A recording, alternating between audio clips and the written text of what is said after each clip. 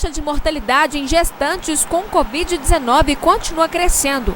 Estudo em Uberlândia aponta que taxa de mortalidade em idosos acima de 80 anos caiu após vacinação dessa faixa etária. Acidente volta a ser registrado em cruzamento perigoso no bairro Lagoa Grande. Polícia Militar Rodoviária utiliza cães em operação em rodovias da região. Aumento nos hortifrutis faz população buscar por itens mais baratos na feira do produtor rural. Pandemia reflete em aumento nos insumos da construção civil. No Dia Mundial do Meio Ambiente, lixão a céu aberto é registrado pela nossa equipe aqui em Patos de Minas. E estudantes de Publicidade e Propaganda do Unipam fazem campanha em prol da Casa das Meninas. A partir de agora no NTV News.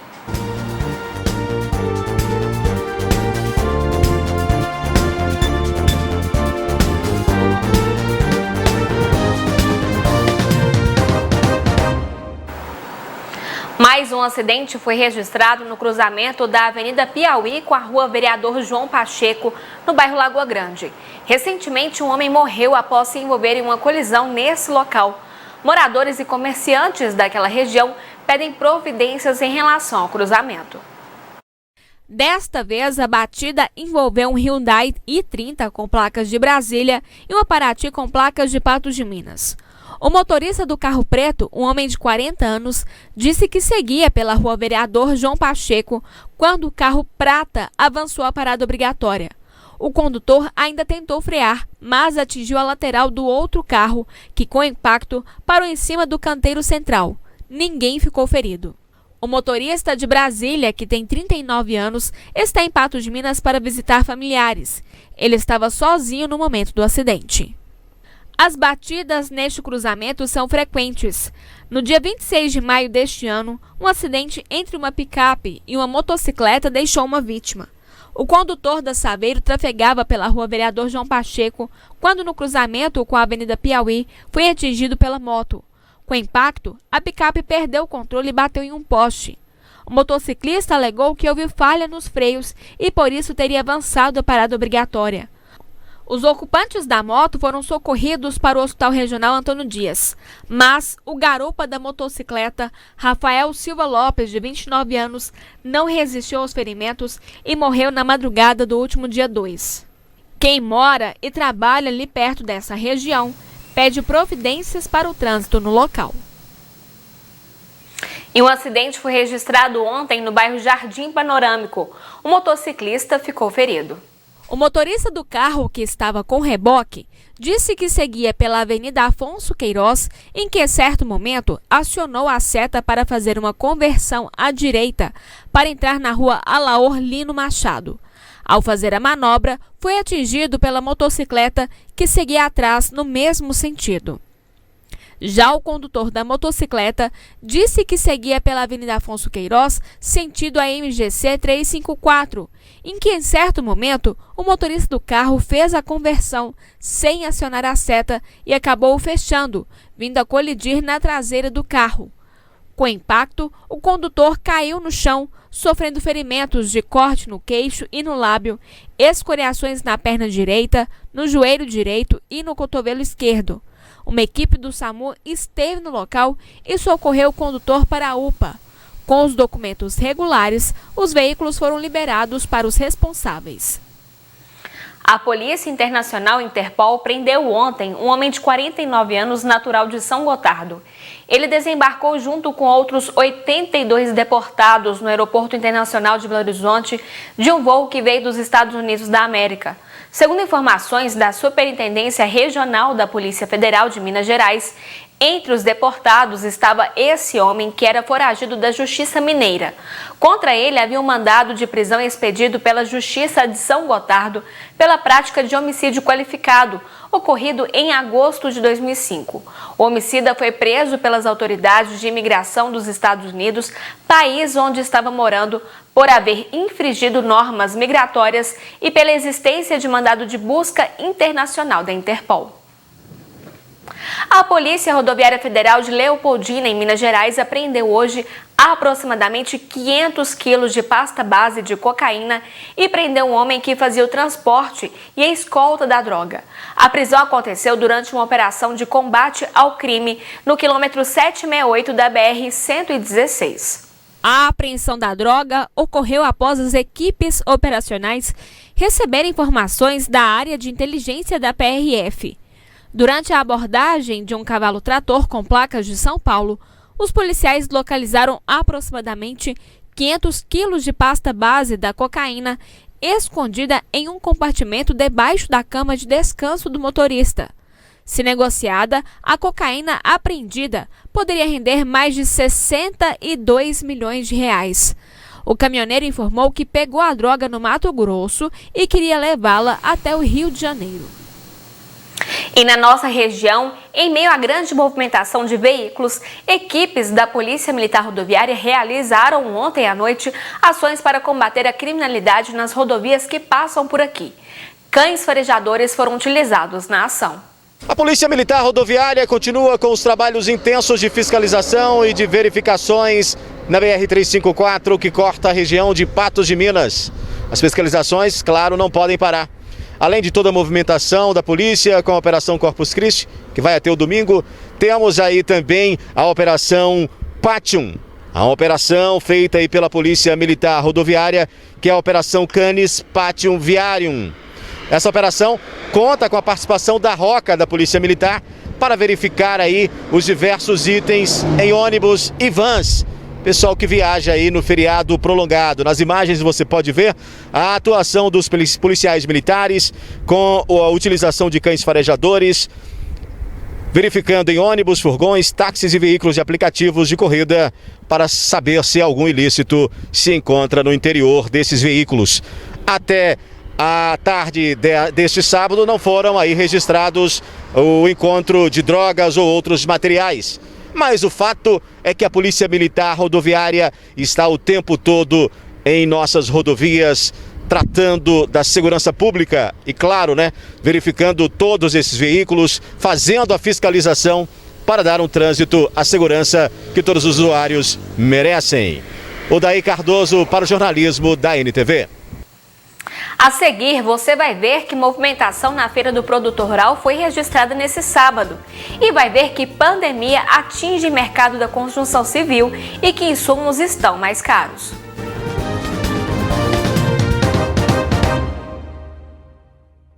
A alta nos valores de produtos de hortifruti faz com que os consumidores procurem por alternativas para economizar.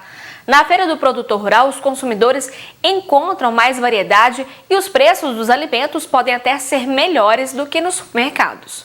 Após vários meses com os valores em alta, os consumidores sentem no bolso o aumento dos valores de alguns dos produtos de hortifruti.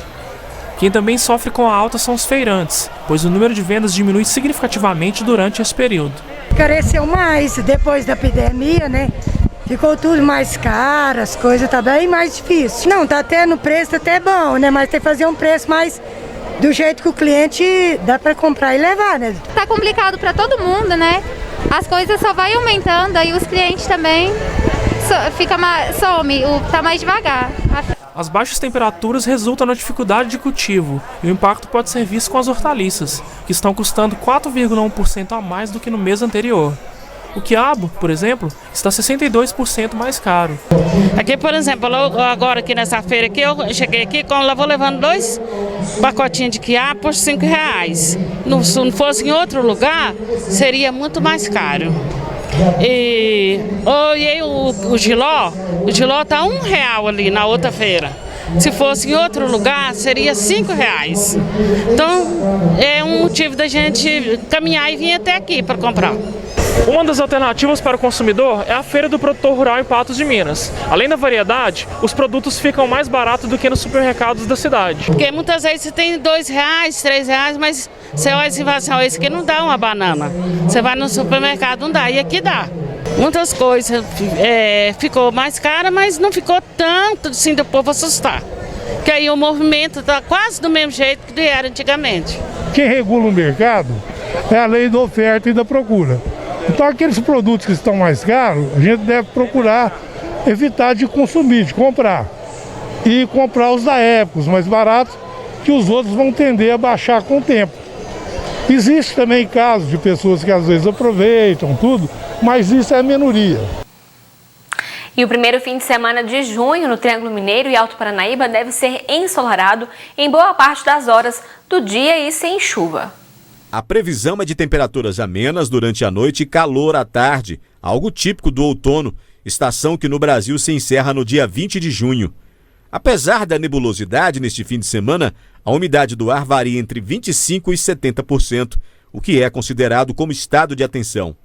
Em casos como este, é necessário sempre se hidratar, realizar atividades físicas antes das 10 horas da manhã e após as 16 horas, além de manter os locais sempre arejados, com bastante circulação de ar. As temperaturas ficam próximas na comparação entre as cidades da região. Os termômetros devem variar entre 15 e 33 graus. A menor temperatura deve ser registrada aqui, em Patos de Minas. E após um ano de pandemia, os preços dos materiais de construção civil seguem elevados em todo o estado de Minas Gerais. Com isso, planejar um orçamento de obra requer mais atenção e cautela. Desde o ano passado, muito devido à pandemia, os preços dos materiais de construção estão em alta. Em setembro, fizemos uma reportagem a respeito e, na época, já se falava em alta no preço principalmente do aço, cimento e dos materiais de estrutura metálica. Agora, a situação não é muito diferente em Patos de Minas. Já agora, em 2021, nós estamos sentindo que os produtos estão aparecendo e as lojas já não estão comprando como deveriam comprar, porque o preço está muito alto. Infelizmente, os custos dessas fábricas subiram demais, desde gás, oxigênio, matéria-prima, plástico, embalagem. Então, os preços estão muito caros. Cimento era comercializado por R$15. Hoje é comercializado de R$27 a R$30. Dobrou. O custo do material tem subido muito. Nós tivemos um período onde teve uma variação de preço muito grande e depois deu uma estabilizada, mas não parou. O material continuou subindo, pouco menos, mas continuou subindo. O aço, por exemplo, só esse ano ele já teve um aumento da ordem de 40%. Então, nós conseguimos comprar material, conseguimos que seja entregue o material, porém com um custo bem elevado. A expectativa para os próximos meses também é incerta. Em outubro, acreditava-se que os preços estariam em queda a partir de março. Depois jogaram a expectativa para maio e junho, o que também não aconteceu.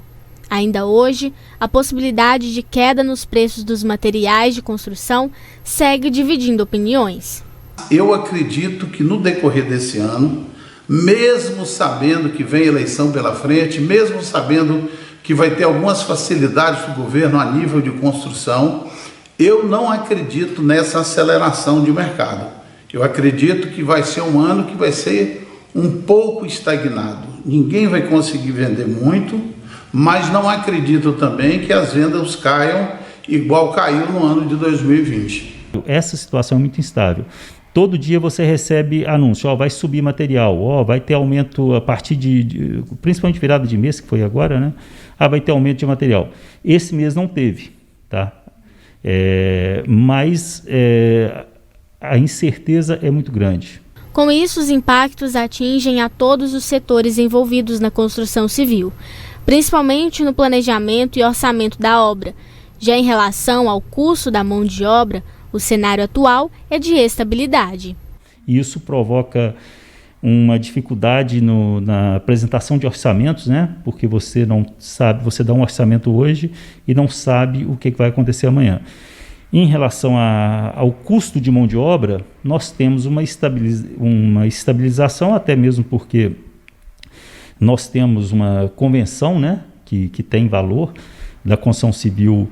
Ela foi discutida, o aumento do salário foi a partir do dia 1º de fevereiro, e até 1º de fevereiro de 2022, nós estamos com os salários mantidos. A seguir, mesmo com o avanço de casos de Covid-19, festas clandestinas continuam sendo registradas em Patos de Minas e taxa de mortalidade em gestantes com Covid-19 continua crescendo. Minas Gerais já aplicou mais de 6,6 milhões de doses das vacinas contra a Covid-19. Na imunização, o estado é o segundo em todo o país, ficando atrás apenas de São Paulo, que soma 15,6 milhões de doses aplicadas. Os dados do Ministério da Saúde indicam que 4.554.606 mineiros tomaram pelo menos a primeira dose dos imunizantes. Dessas pessoas, 2.125.841 já completaram o esquema vacinal contra o coronavírus e receberam também a segunda dose. O intervalo mínimo de aplicação entre as doses vai de 15 dias para a Coronavac e até 12 semanas para Pfizer e AstraZeneca. Nesta segunda-feira, Minas Gerais vai dar continuidade à distribuição das vacinas, que integram a 22ª remessa enviada pelo governo federal.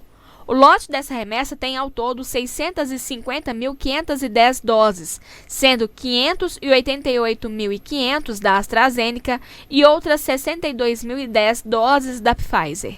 Essa é a maior operação de vacinação da história de Minas Gerais. As vacinas da AstraZeneca são destinadas à continuidade da imunização dos grupos prioritários, como pessoas com comorbidade e deficiência, e também ao início da vacinação de trabalhadores da educação do ensino básico.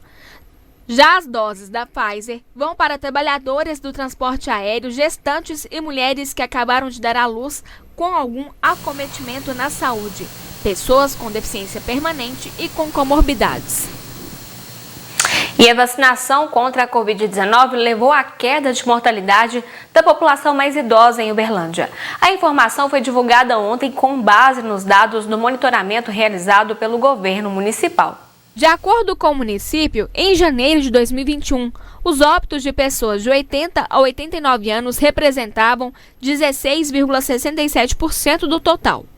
4 meses depois, em maio, a taxa de mortalidade dessa faixa etária, que foi a primeira a ser imunizada, caiu 48,83%, ficando em 8,53%. Entre a população com mais de 90 anos, a taxa de mortalidade pelo coronavírus, que era de 8,97% em janeiro, caiu para 1,42% em maio, uma redução de 84,16% no índice. Ainda segundo o levantamento da Prefeitura, mesmo em março, quando a cidade concentrou o maior número de mortes pelo coronavírus no ano, a proporção entre o número total de vítimas e aquelas entre 80 e 89 anos ou com mais de 90 se manteve em queda, representando respectivamente 13,12% e 6,12% do total. No período, a maior parte destes grupos etários já haviam recebido as 2 doses da vacina. As gestantes e puérperas, que são as mulheres que tiveram filhos há até 45 dias, registram uma taxa de letalidade de 7,2%, mais que o dobro da atual taxa de letalidade do país, que é de 2,8%. O dado faz parte do último boletim do Observatório Covid-19 da Fundação Oswaldo Cruz, a Fiocruz, divulgado nesta sexta-feira. Segundo o boletim, um estudo sobre a pandemia nas Américas, publicado em maio pela Organização Pan-Americana da Saúde, verificou que entre janeiro e abril deste ano, houve um aumento relevante de casos em gestantes e puérperas e de óbitos maternos por Covid-19 em 12 países. Os especialistas alertam ainda que as gestantes podem evoluir para formas graves da Covid-19 com descompensação respiratória, em especial aquelas que estão em torno de 32 ou 33 semanas de gestação. Em muitos casos, segundo os cientistas, há necessidade de antecipar o parto. Esse quadro aumenta a preocupação em relação à disponibilidade de leitos de UTI adulto para essas mulheres e de leitos de UTI neonatal para os recém-nascidos, que podem ser prematuros. Os pesquisadores alertam que ambos precisam de cuidados especializados e imediatos. A partir de meados de 2020, começaram a ser publicados artigos sobre a morte de gestantes e puérperos com Covid-19 no Brasil, alertando para a necessidade de preocupação e organização de toda a rede de atenção em saúde.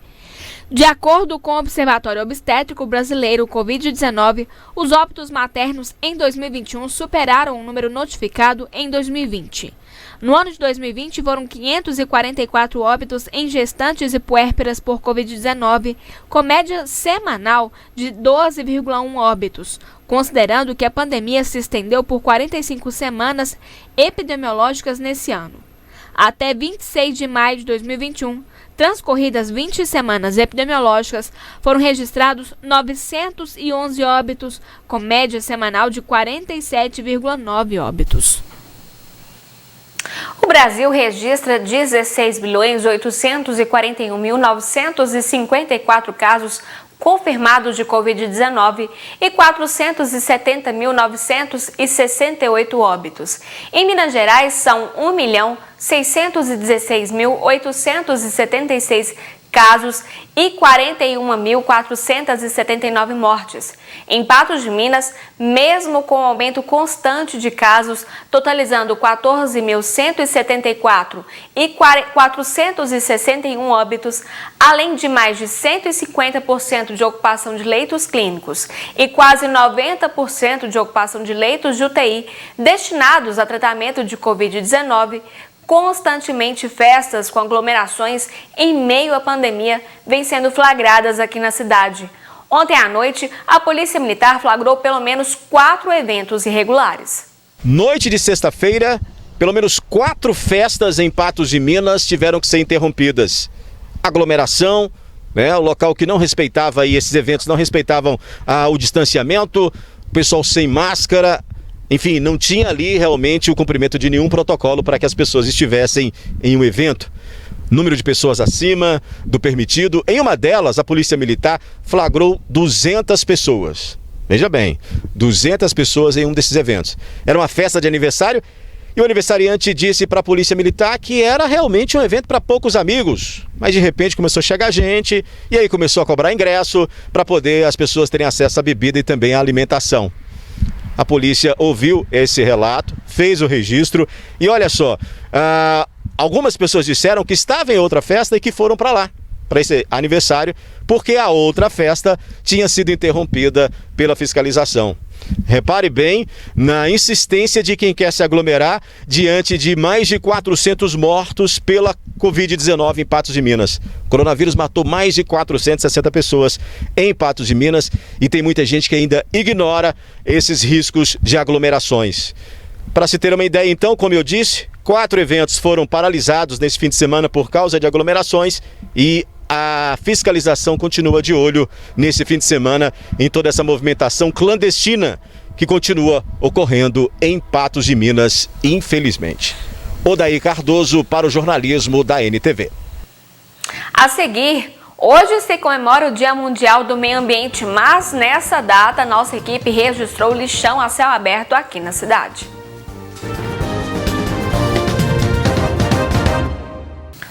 Nessa semana, nós mostramos que moradores do bairro Guanabara denunciaram que esgoto estava vazando próximo à área de preservação permanente e uma situação chamou a atenção. Uma rua sem asfalto bem próxima ao centro da cidade. Na denúncia, moradores reclamaram sobre um vazamento de esgoto que acontecia na rua Padre Vitor Coelho de Almeida. O secretário do CODEMA, Ivanildo Alves Zica, explicou que o vazamento foi em um poço de visitação da Copasa e que o córrego Água Limpa já era para estar limpo e não receber esse tipo de esgoto. O vazamento aconteceu às margens de uma rua não pavimentada e dentro de uma área de preservação permanente. Na ocasião, a Copasa informou que técnicos foram ao local para solucionar o problema. As imagens da rua próxima ao centro da cidade e sem asfalto também chamaram a atenção.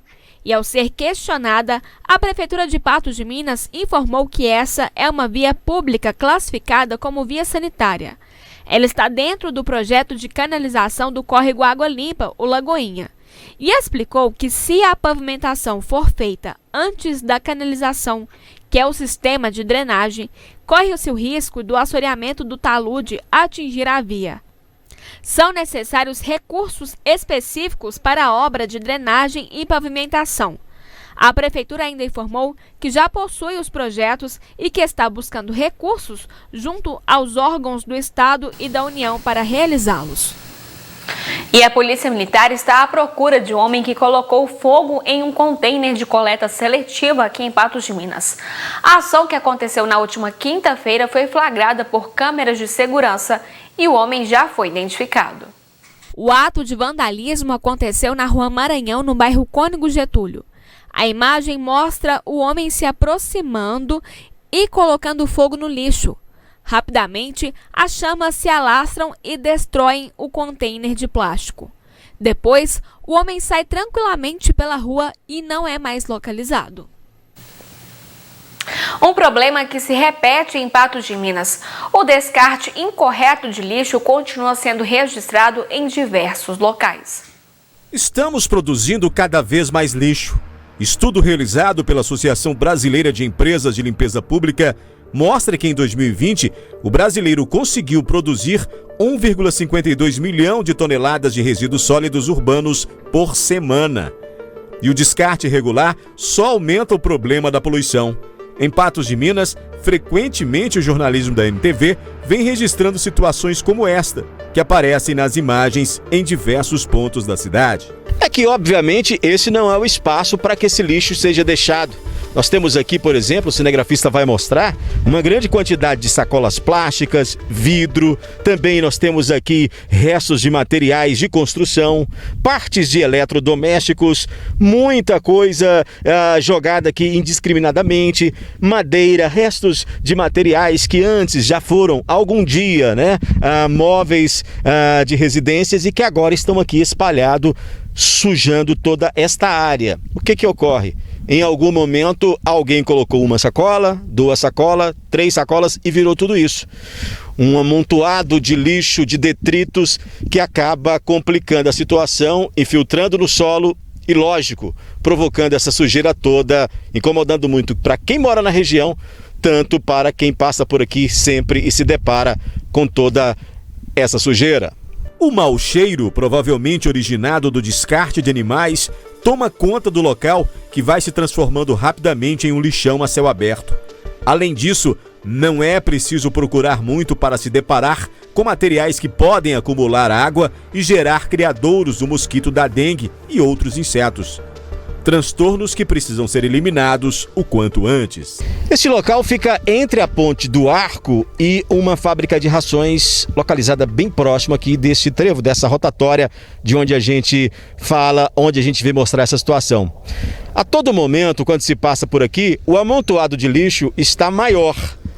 Isso devido à falta de consciência de quem deixa esses materiais aqui e também de fiscalização do poder público municipal. Outro dado da pesquisa feita pela Associação Brasileira de Empresas de Limpeza Pública aponta que 40% do lixo produzido no Brasil em 2019, antes da pandemia, foi descartado incorretamente. Por aqui, curiosamente, em meio às pilhas de materiais descartados de forma totalmente irregular, tem uma lixeira que alerta para a utilização da caixa apenas para resíduos domésticos comerciais. Mas claramente, a mensagem, juntamente com o recipiente, já não fazem sentido algum neste local, diante do desrespeito com o meio ambiente.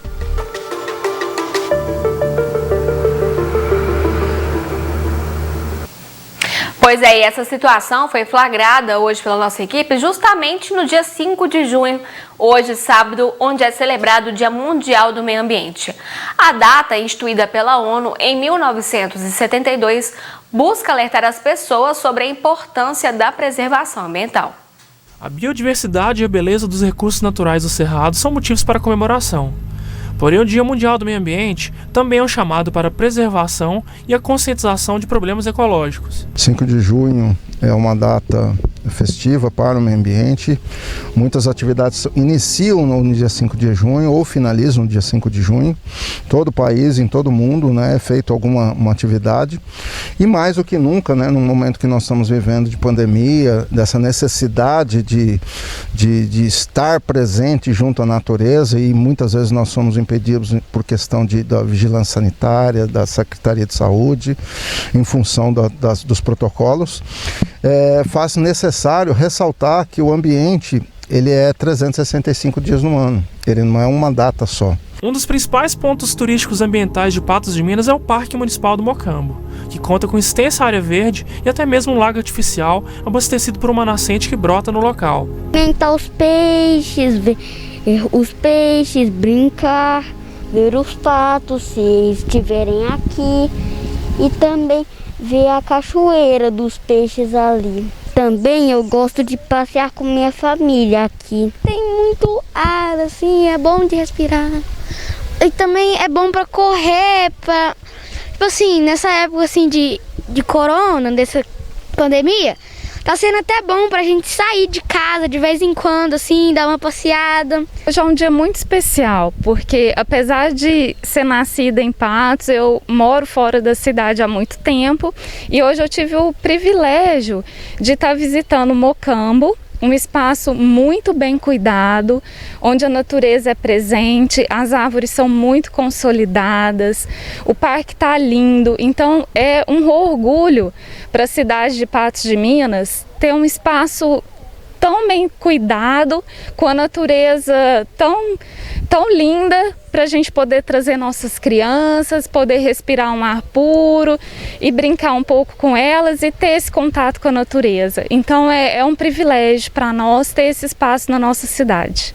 Nós estamos numa área aqui que é o Parque Mocambo aqui da cidade, é um centro praticamente, uma área lindíssima dentro da cidade de Patos de Minas, como nós temos mais 3 parques, né, o Alto do Mirante, Parque Mata do Catingueiro e agora futuramente o Parque do Rio Paranaíba, mas nós temos muitas unidades de conservação, que o próprio nome já fala, né? Unidades de conservação, que é para ser conservado.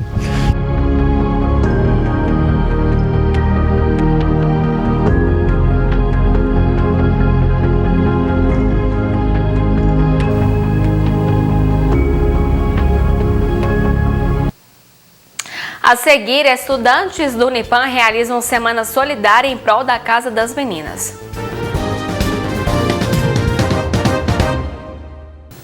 Alunos do curso de Publicidade e Propaganda do Unipam promovem até a próxima segunda-feira a Semana Solidária. O objetivo é arrecadar produtos de limpeza e de higiene pessoal para a Casa das Meninas. A campanha Semana Solidária teve início no dia 1º e vai até a próxima segunda-feira. A ideia surgiu a partir de um trabalho de projeto integrador do curso de Publicidade e Propaganda do Unipam. A campanha foi desenvolvida pelos alunos do curso de Publicidade da Unipam. Ela foi criada através da nossa aula de projeto integrador, onde a professora da disciplina, Regina Macedo, propôs uma campanha publicitária para uma instituição sem fins lucrativos. O nosso grupo, que era a nossa agência do trabalho, ficou designado para a Casa das Meninas. Foram escolhidos 3 entidades sem fins lucrativos, onde a própria coordenadora entrou em contato com eles para a aprovação da nossa campanha, e dentre esses 3 foram sorteados, cada grupo, cada agência ficou com uma instituição. A Casa das Meninas, em Patos de Minas, é uma instituição sem fins lucrativos que atua no acolhimento de crianças, adolescentes e idosas em situação de vulnerabilidade social. A proposta da campanha é recolher materiais de limpeza e higiene pessoal que serão doados para a instituição. Podem estar doando produtos de limpeza e de higiene, porque lá na Casa das Meninas está precisando muito de produtos de higiene, como fraldas geriátricas, absorvente, também produtos de limpeza. As doações podem ser feitas durante o fim de semana em 3 pontos da cidade e na segunda-feira, o último dia, em 4 pontos. Quem tiver qualquer dúvida sobre a campanha pode entrar em contato também com a instituição pelas redes sociais. Tem os pontos de entrega, que é a Igreja do Rosário, a Biblioteca do Unipam, a Casa Clean e na Casa das Meninas mesmo. Aí, como o Unipam não está funcionando no domingo, pode ser na segunda, né? Na igreja pode deixar no domingo também. Instagram da Casa das Meninas, que é Casa das Meninas Patos MG. Reforçando, então, a campanha se encerra no dia 7, próxima segunda-feira, e quem ainda não conseguiu fazer a sua doação pode ir até a instituição para fazer ou através do Pix disponível no Instagram da Casa das Meninas, @Casa das Meninas Patos de Minas MG. Por hoje é só, obrigada pela sua companhia. Mais informações do site patujá.com.br e a gente volta a se encontrar na segunda-feira a partir das 12 horas no programa Gui Boaventura. Até lá, bom domingo, bom fim de semana.